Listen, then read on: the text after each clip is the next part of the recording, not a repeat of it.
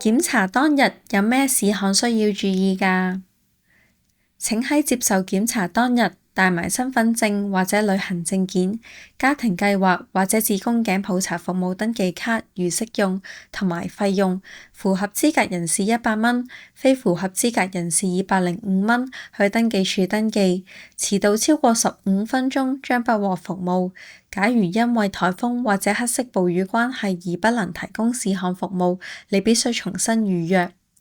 請避免喺檢查前2日使用陰道生劑、灌洗陰道或者進行性行為。母嬰健康院只提供子宮頸檢驗服務，並唔包括例行婦科檢查。假如你發現有唔正常嘅陰道出血或者陰道分泌，請去家庭醫學診所或者私家診所求醫。如果要改期或者取消，請盡早致電本熱線31666631。請注意，約期日前嘅2日，你將不能更改或者取消預約日期。